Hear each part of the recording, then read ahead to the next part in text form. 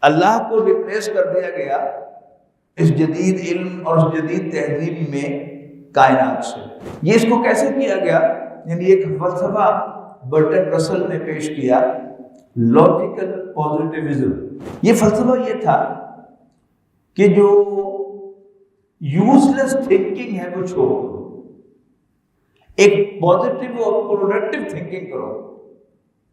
اللہ کسی نے دیکھا نہیں، کنفرم نہیں، کچھ مانتے ہیں کچھ نہیں مانتے، لہذا ملتا کیا ہے؟ کچھ بھی نہیں۔ یہ کائنات تو ہے نا، اس پر غور کرو۔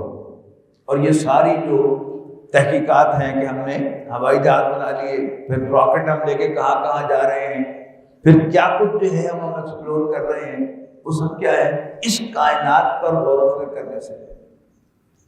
پھر روح کو چھوڑو، پتہ نہیں ہے کہ نہیں ہے۔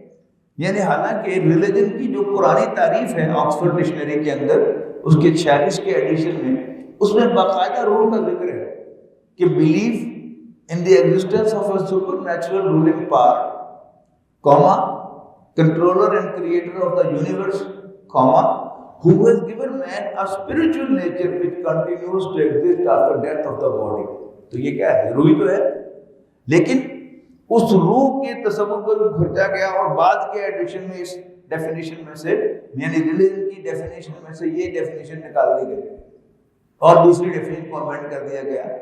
تو لاجیکل پازیٹیوزم جو ہے اس نے آ کر یہ دنیا میں ایک عظیم انقلاب برپا کیا، سوچ میں، علم میں اور تحقیقات میں، کہ چھوڑو اللہ کو، کائنات پر غور کرو۔ انسان کے جسم میں روح ہے کہ نہیں؟ یہ مذہبی لوگ کہتے ہیں ہے، لیکن سائنٹیفک پروف کوئی نہیں اس کا۔ تو اصل کیا ہے؟ Facts and science per rely کرو، وہم پر ریلائی نہ کرو۔ فیکٹس اینڈ سائنس پر، اس کا کوئی پروف نہیں ہے، روح کا بھی، اس کو بھی چھوڑ دو۔ جسم پر غور کرو، یہ تو ہے نا، نظر آتا ہے، چھوا جا سکتا ہے، اس کی آواز ہے، اس کی اسمیل ہے، سب کچھ ہے، یہ حواس خمسہ کے اندر ہے، اس پر غور کرو۔